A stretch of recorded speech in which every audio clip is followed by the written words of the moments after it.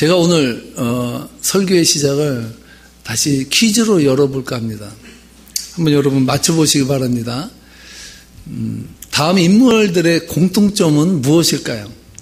스티브 발머, 마이클 콜린스, 박명수. 이 세 사람의 공통점. 첫째, 운동선수다. 둘째, 연예인이다. 셋째, 이인자들이다. 넷째, 음악인들이다. 가끔 저렇게 틀려줘야 퀴즈는 재미가 있죠. 예. 오래전에 한국의 대기업 삼성이 그 로고를 바꾸면서 이미지 광고를 낸 적이 있습니다. 그때 세간의 주목을 끈 광고였는데요. 이 이미지 광고는 달에 제일 먼저 발을 내딛었던 그 암스트롱의 사진을 실었고요. 그 사진 위에다 이렇게 쓰여져 있는 문구로 시작했습니다. 그 문구가 아무도 2등은 기억하지 않는다 였습니다. 그 헤드카피 아래 암스트롱에 이어 달에 발을 디딘 에드윈 버즈 올드린이라는 사람을 아무도 기억하지 않는다라고 말했습니다. 우리는 달에 암스트롱만 갔는 줄 알아요. 근데 암스트롱만 간 게 아니에요. 암스트롱 다음으로 18분 늦게 내린 사람이 이 올드린이라는 사람이었어요. 사람은 그 올드린을 기억하지 않아요. 그냥 암스트롱만 기억해요. 근데 그 사람보다 더 기억 못하는 사람이 있습니다. 그 사람이 바로 마이클 콜린스라는 사람이에요. 이 마이클 콜린스는요, 이 두 사람을 내려주고 그 궤도를 도느라고 그 몇 시간인가요? 28시간을 그 주위를 내내 돌다가 이 둘을 태우고 지구로 귀환했던 사람이 콜린스라는 사람이에요. 아무도 알아주지 않아요. 연예인 박명수도 마찬가지지 않습니까? 박명수는 자칭 2인자예요. 나는 그 유재석의 그림자처럼 나는 자칭 2인자다. 스스로가 자기를 낮추면서 인기를 얻었던 사람이 박명수입니다. 근데 여러분 잘 생각해 보세요. 영화가 재밌는 이유가 많은 사람들이 주연이 멋있어서 그렇다 그래요. 근데 그렇지 않아요. 영화에는요, 감칠맛 나는 조연이 있어야 그 영화가 살아나요. 조연이 없이 그냥 주연만 나오면요, 그것만큼 썰렁한 게 없어요. 우리가 이번에 창조세계 관람을 가는데 하나님이 지으신 창조세계가 아름다운 것은 많은 사람들이 우뚝 쓴 나무가 아름답다 그래요. 아니에요. 절대로 나무 하나만으로 대자연의 푸르름을 만들 수가 없어요. 커다란 나무 밑에 잡목들이 거기에 받쳐주는 그 아름다움이 있기 때문에 거목이 아름답게 보이는 것입니다. 여러분, 빌 게이츠를 모르는 사람이 없죠. 빌 게이츠 마이크로소프트 회사의 사장입니다. 근데 여러분, 스티브 발머를 아십니까?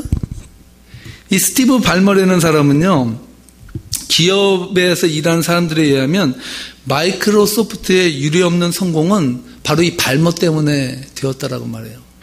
많은 사람들이 빌 게이츠가 마이크로소프트 회사를 일으켜 세웠다고 하는데 아니에요. 기업인들은 안 되는 거예요. 이 발머가 없이는 마이크로소프트 회사가 존재할 수가 없다고 할 정도로 엄청난 영향력을 끼쳤던 사람이 바로 이 발머입니다. 마이크로소프트 회사의 전임원이었던 에이드리 킹이라는 사람이 포브스에서 인터뷰를 했는데 그거 뭐라 그랬냐면요.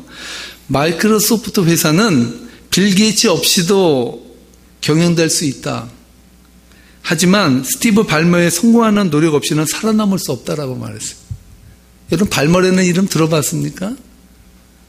누구도 알아주지 않는 이름이에요. 데이빗 하넌과 워렌 베니스가 공동으로 위대한 2인자라는 책을 썼습니다. 위대한 2인자들. 그 책에 보면요, 그들은 5년 동안 역사적인 인물에서 또 현대사적으로 유명했던 인물 중에서 그 2인자들, 사람들의 이름에서 알려지지 않았던 2인자들 면밀히 조사했어요. 5년 동안. 그리고 낸 책이 저 위대한 2인자들이요. 왜 2인자들이 앞에 위대한이라는 수식어를 붙일 수 있었을까? 그들은요, 2인자들은 어떤 인간관계를 맺고 있는지, 또한 협력자가 됨으로써 얻는 대가가 혜택이 무엇인지에 대해서 그들에게 묻고 2인자들에서 연구하기 시작했는데요. 그들이 연구한 결과가 무엇인지 아십니까? 그들이 연구한 결과는 협력자들이 매우 재능이 있고 또 헌신적이면 뛰어난 능력을 가지고 있다는 것. 이 세상은요, 1인자만이 살아남는 것이 아니라 협력자가 없이는 1인자가 존재할 수 없다는 것.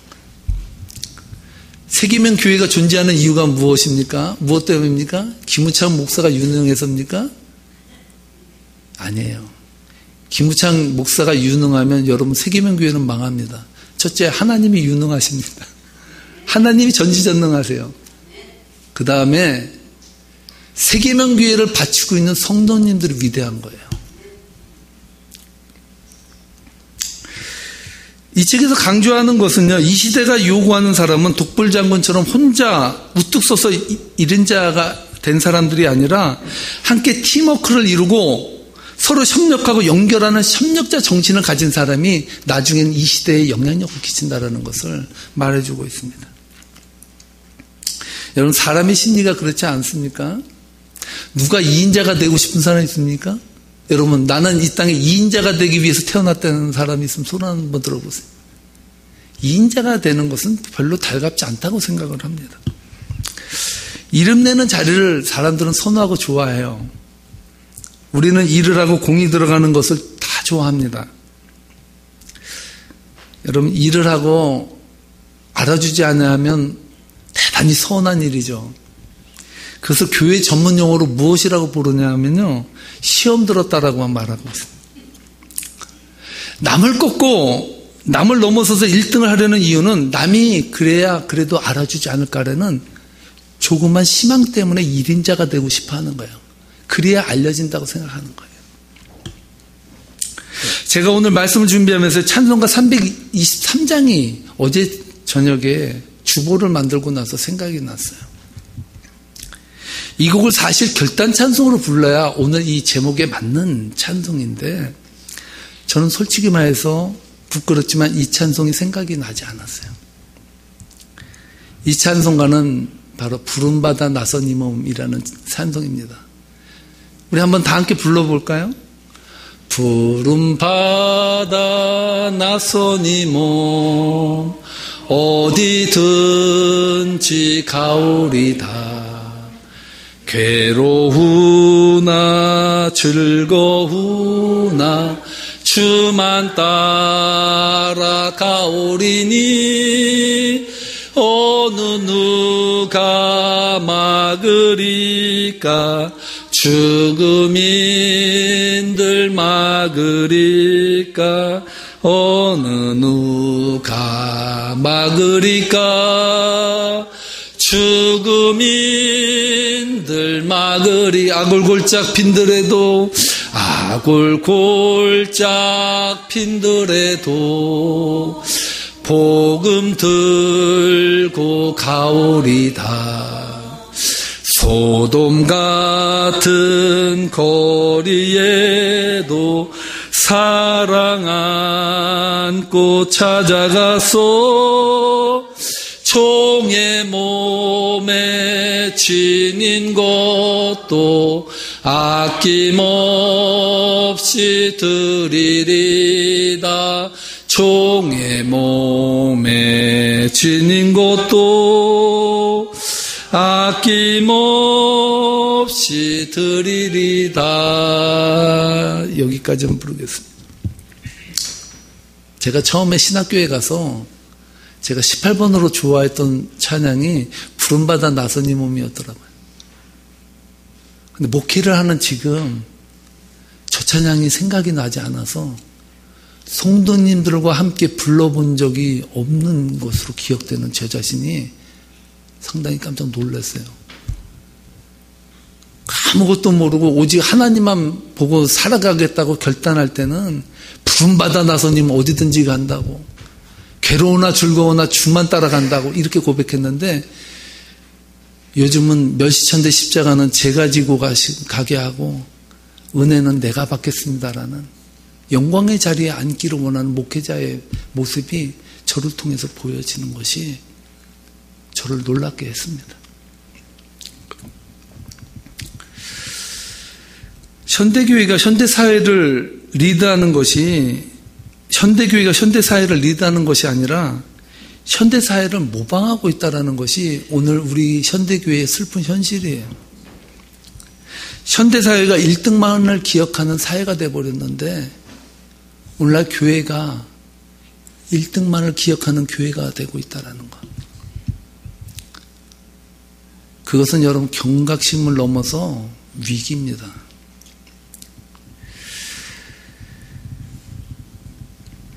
현대교회가 헌신한 만큼 인정받고 기여한 만큼 대우받아야 한다는 이기적 집단이 되어가고 있다는 사실을 우리는 인지하고 있는가? 이러한 자주 섞인 저의 물음이 되었습니다. 여러분, 세상의 가치와 교회의 가치가 별로 다르지 않아요. 세상에서 복을 추구하는 것과 그리스도인들이 복을 추구하는 것이 다르지 않아요. 다 오직 한 가지예요. 만몬이에요. 물질에 대한 추구가 세상이 추구하는 복이고 교회가 추구하는 복이 돼버렸어요.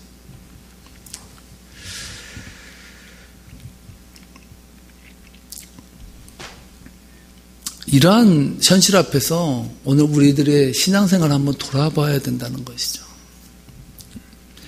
여러분, 우리가 신앙생활을 하면서 약간 우리 자신에게 불이익만 와도 조금만 자존심 상하는 일이 일어나도 조금 귀찮은 일이라고 생각이 되면 여러분, 우리는 시험이 들고 때로는 교회 생활에 대한 권태까지도 느끼는 그런 현실을 우리는 지금 살아가고 있지 않습니까? 오늘 우리가 읽은 본문 말씀을 우리가 읽으면 그냥 평범한 이야기 같아요. 그냥 읽어도 무방할 것 같은 본문이라고 생각이 듭니다. 근데 10절 말씀을 한번 읽어보면요, 거기에는 색다른 하나님이 우리를 향해서 말씀하고자 하는 메시지가 그 안에 담겨 있는 것을 우리가 발견하게 됩니다. 함께 10절 말씀을 읽어보겠습니다. 주님께서 여호수아를 시켜 백성에게 명령하신 일, 곧 모세가 여호수아에게 지시한 일이 그대로 다 이루어지기까지 궤를 맨 제사장들이 요단강 가운데 서 있었다. 백성은 서둘러 강을 건넜다. 오늘 본문 말씀에서 많은 사람들이 주님께서 여호수아에게 명령하셔서 백성들에게 모세가 여호수아에게 지시한 일 그대로 다 이루게 하셨다는 것에 초점을 맞추기가 쉬운데 오늘 본문 말씀을 가만히 보면요, 그 다음 절이 우리들에게 울림을 주고 있습니다. 그 다음 절이 뭡니까? 그들이 궤를 맨 채로 제사장들이 요단강 가운데에 서 있었다. 그들이 다 건너가는 것이 이루어지기까지. 제사장들은 요단강 가운데서 그 자리에 그렇게 서 있었다라고 말하고 있습니다. 여러분, 제가 니카라구아에 선교여행을 가면서 비행기 안에서 기다리는, 그러니까 비행기 기내 안에서 기다리는 그 시간이 그렇게 지루한 줄 몰랐습니다. 왜 사람들이 1등 칸을 타고 비즈니스 칸을 타는지 그 이유를 알겠어요. 조금인데도 무지 긴 시간처럼 여겨집니다. 240명 정도 가까이가 비행기에 타는데요, 240명이 밖으로 나오는 데까지 걸리는 시간이 거의 15분, 20분씩 걸리는 것 같아요. 짐 내리고 문제 났다 하고 앉고 이러면서 거의 한 15분을 거기서 지체하는 것도 긴 시간이라고 느껴지는데, 요단강 중간에서 그것도 그냥 서 있습니까? 궤를 맨 채로. 여러분, 요단 강물이 흐르는데 홍해랑 요단강이 다른 이유는, 홍해는 가운데가 갈라져서 양벽이 물의 벽이었다면 요단강은 요단강 밑에 쪽은 다 흘러내려가고 밑에서부터 계속 벽이 쌓아 올라가진 거예요. 그런 엄청난 물벽을 보면서 제사장들은 가운데 서 있는 거거든요. 제가 한번 계산을 하다가 머리가 나빠서 제가 산수는 좀 해도 수학을 못해서 계산이 안 되더라고요.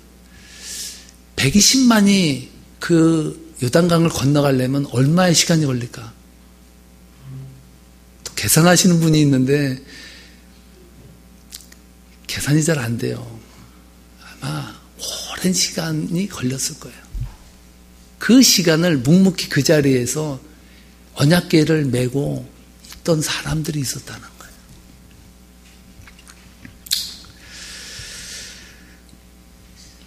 여러분, 하나님은 요단강을 건널 때 그냥 백성들 빨리빨리 위험하니까 빨리빨리 건너라 하지 않고 왜 가운데에 제사장, 궤를 맨 제사장들을 세워놓고 건너게 하셨을까요?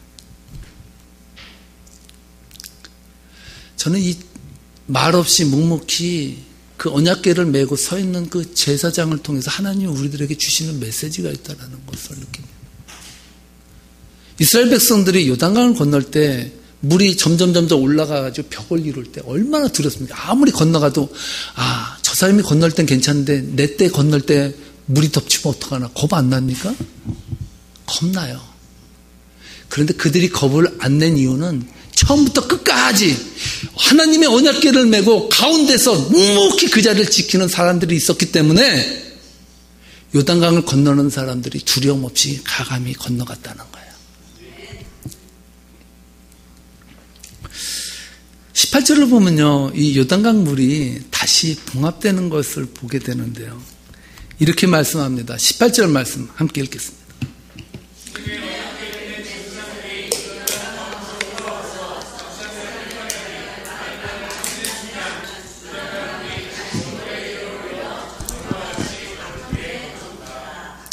맨 마지막에, 처음에 딱 서 있다가 맨 마지막에 제사장들이 요단강 밖으로 나올 때 드디어 요단물이 확 쏠려 내려오면서 그냥 쓸려 내려가는 그 모습을 보는 거예요. 제사장들이 여러분 발을 땅에 탁 댈 때 어떤 느낌이었을까요? 살았다. 이런 마음이 안 들었겠습니까?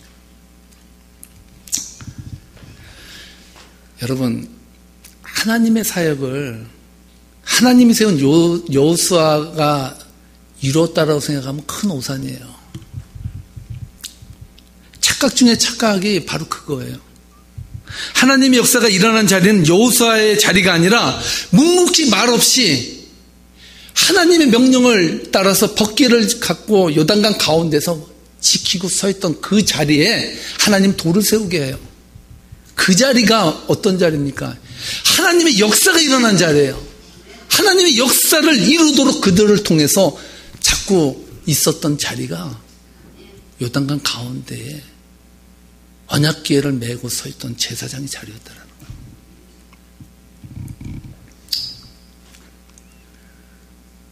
여러분, 우리가 하나님의 일을 할 때 착각하는 것 중에 하나가 내가 없으면 하나님의 일이 안 될 거라는 생각들이에요. 특별히 이러한 착각을 많이 하는 사람들이 목회자예요. 저는 이미 꿈을 깼습니다. 김우창 목사가 있으면 있었기 때문에 세계명교회가 세워졌다, 이렇게 생각을 했는데 어느 순간 하나님께서 저의 마음을 무너뜨려 버렸어요. 야, 넌 이렇게는 안 생각해봤니? 네가 있기 때문에 세계명교회가 오히려 더 부흥하지 못하고 네가 복음에 디딤돌이 아니라 걸림돌이 돼. 넌 그거 한번 생각해봤어? 정신이 버쩍 나더라고요. 맞는데요. 그러니까 세계명교회 성도들에게 쫓아내지 않고 있는 거 감사해. 이렇게 대단한 착각을 했던 사람이 엘리야예요. 그는 갈멜산에 이방 신전을 섬기는 그 제사장들과 850명과 850대 1로 싸웠어요. 싸워서 850명 완전히 박살낸 사람이 엘리야예요. 엄청난 사람이에요. 이 일을 통해서 이방 신을 섬기는 바알과 아세라 신을 섬기는 이 이세벨이라는 이 왕비가 자신이 데려다 놓은 제사장들을 다 죽인 것을 알고 뭐라 그랬습니까? 엘리야, 너 이제 다음은 네 차례야. 내가 너 죽일 거야. 이 소리가 얼마나 울려 퍼졌는지 엘리야가 주랭랑을 쳐버렸어요. 제가 여기서 깨달은 게 있습니다. 이 세상에서 가장 무서운 것은 여자구나.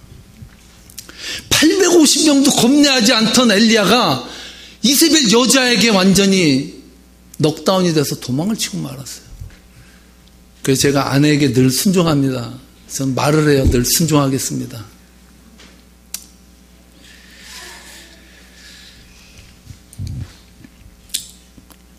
로덴나무 아래에서 기진하고 탈진한 엘리야를 하나님이 찾으시고 부르세요. 야, 엘리야야, 엘리야야, 너 지금 어디 있냐? 그때 엘리야가 뭐라 그랬습니까? 저는 참 이게 기가 막힌 이야기인데, 하나님 보세요. 내가 하나님께 열심히 특심이 되도록 그렇게 내가 하나님 앞에 충성했는데 나한테 돌아온 것은 이 로덴나무에서 죽기를 기다리는 바로 내 자신의 모습이라고 엘리야가 그렇게 하나님 앞에 불평을 합니다.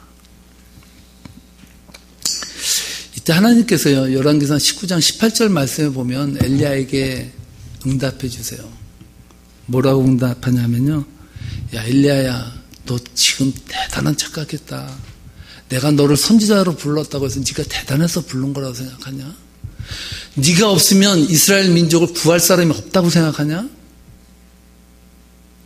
네 뒤에 이름이 알려지지 아니한 사람, 하나님 앞에 바알 앞에 무릎 꿇지 아니하고 오직 하나님의 말씀을 위해서 살겠다고 결단한 사람 7천을 내가 따로 세워놓고 그들을 통해서 기도하겠다. 할렐루야. 엘리야, 네 자신이 잘나서 네가 앞으로 나가는 줄 아냐? 네 자신을 놓고 묵묵히 7천의 사람이 기도하고 있었어. 이스라엘 백성을 건진 것은 엘리야 네가 아니라 7천의 기도 소리가 이스라엘 백성들을 건진 것을 너는 모르냐?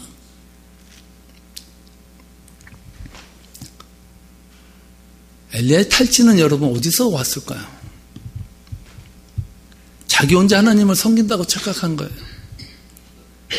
열심히 특심이 될 정도로 하나님 섬기다 열심히 지나쳐서 도망친 것입니다.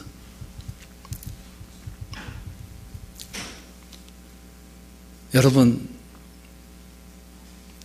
그리스도 안에서 섬김은 무릎 꿇는 섬김이에요. 하나님 앞에 무릎 꿇어져서 드려진 섬김이 아니면 그 섬김은 자기의 의가 돼요. 그 섬김은 자기의 발목을 잡아요. 그 섬김은 십자가의 원수로 행하게 돼요. 오늘 한국교회가 세상 앞에 이렇게 비참한 모습들의 몰골을 보이는 이유는 하나님 앞에 무릎 꿇는 열심이 없어서 그래요. 다 자기를 나타내는 열심, 다 자기만 안 된다는, 자기만 아니면 안 된다고 하는 자기 착각에 빠진 열심들의 병든 신앙들이 기독교를 병들게 하고 있어요.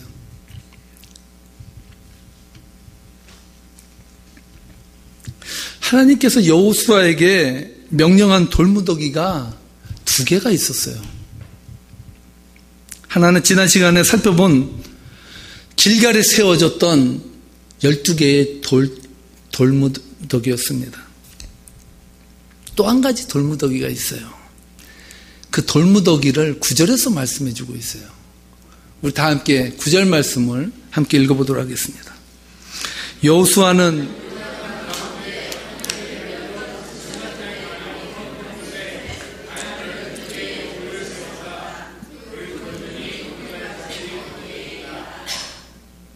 길갈에 세운 돌무덤은 형체도 없이 다 없어져 버렸어요. 하나님의 법궤까지도 지금 어디 있는지 몰라요. 한 가지 분명한 건 요단강 가운데 묵묵히 제사장을 통해서 매개한 그 언약궤가 있던 그 자리에 세워진 돌무덤은 지금까지도 거기 그 자리에 있어요. 믿습니까? 요단강 안에 돌 12를 세워 놓는 것이 무슨 의미가 있을까요? 많은 신학자들이 그 의미를 해석해 가요. 근데 어제 저에게 한 가지 은혜가 왔어요. 요단강 가운데에 하나님이 돌을 세우라고 하셨는데 그 돌은 과연 무슨 의미가 있을까요? 요단강 안에 세워진 돌 무덤은 요단강 물이 흐르기 시작하면 보이지 않아요. 사람의 눈에는 안 보여요. 그 업적은 없어요. 그런데 하나님은 그 요단강물 가운데 있는 돌무더기를 기억하세요. 길갈에 세워진 그 인간이 세웠던 화려한 그 돌무더기, 하나님이 우리와 함께하였다고 하는 그 증표의 돌무더기는 사라졌지만 요단강 가운데에 새겨진 그 돌무더기는 하나님이 기억하고 계셔요.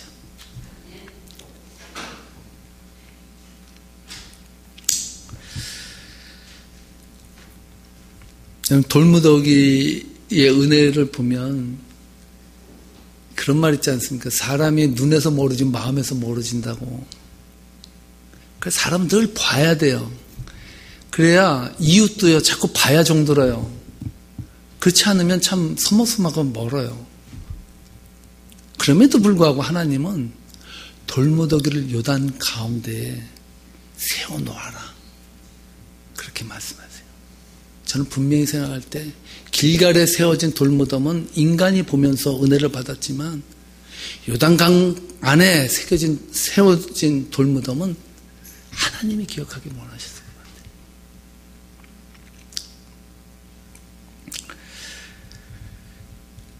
저는 개인적으로 마틴 루터 킹 목사님을 좋아합니다. 그 목사님이 링컨 기념관 앞에서 했던 연설은 지금도 명연설이고 저는 그 연설을 읽을 때마다 엄청난 도전을 제가 받아요. 그가 쓴 연설 중에 이런 연설이 있습니다. 나에게는 꿈이 있습니다. 언젠가는 조지아주의 붉은 언덕 위에 노예들의 후손과 노예 소유주들의 후손들이 형제의 식탁에서 함께 자리를 할 수 있는 것입니다. 나에게는 꿈이 있습니다. 언젠가는 사악한 인종차별주의자들이 있는 알라바마주 연방정부의 법과 조치를 따르지 않겠다는 발언을 내뱉는 주지사가 있는 알라바마주, 언젠가는 바로 그 알라바마주에서 어린 흑인 소년들과 어린 흑인 소녀들이 어린 백인 소년들과 어린 백인 소녀들과 형제자매로서 손을 맞잡고 함께 있는 꿈입니다. 오늘 나에게는 꿈이 있습니다. 이렇게 말해요. 세계교회를 맡고 있는 김 목사에게도 꿈이 있습니다. 제가 이걸 패러디해서 여러분 제가 심혈을 기울여서 써왔습니다. 여러분이 볼 때는 어떻게 보면 유치하다, 초라하다 이렇게 말할지도 몰라요. 근데 이것은 김 목사의 꿈이니까 꿈을 깨지 말아주시기 바랍니다. 나에게는 꿈이 있습니다. 친교 순서를 짤 때면 세계명교회 성도들끼리 서로 먼저 한 번 더 하겠다고 싸워서 친교 순서를 정하는데 아주 애를 많이 먹게 되는 꿈입니다. 나에게는 꿈이 있습니다. 경상도나 전라도나 지역색이나 미국에서 태어났건 한국에서 태어났건 가정 배경이나 환경에 관계없이 누구나가 다 마음 편히 교회를 드나들 수 있는 편견이 없는 교회가 되는 꿈입니다. 여러분 이 세상의 꿈이 꼭 거창해야 됩니까?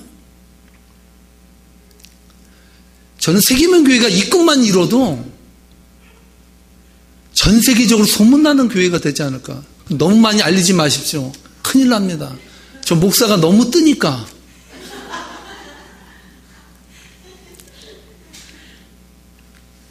여러분이 이 세상을 살아가는데 꿈은 무엇입니까?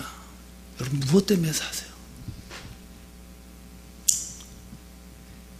이름 없이 빛도 없이 그저 묵묵히 하나님의 언약궤를 메고 요단 가운데에서 끝까지 그 자리를 지켰던 사람을 통해서 하나님이 기억되는 사람이 되었어요. 여러분의 꿈이 하나님이 기억되는 사람이 되는 꿈이어야 되지 않겠습니까? 좀 더 여러분 것을 내려놓고 좀 더 주위 사람들 섬길 수 있는 넉넉한 마음을 가지고 나의 그 꿈을 통해서 나의 인생을 통해서 그 자리에서 하나님께서 돌무더기를 세우고 하나님께 기억하시겠다고 하는, 세상은 기억해 주지 않아도 하나님이 기억해다고 하는 그 약속을 붙들고 살아가는 것이 그리스도인들의 진정한 꿈이 아니겠습니까? 오늘 이 꿈을 붙들고 하나님 앞에 아름답게 만들어져가는, 아름답게 하나님 앞에서 아름답게 변화되어가는 저와 여러분 되시기를 주님의 이름으로 축복합니다. 기도하시겠습니다.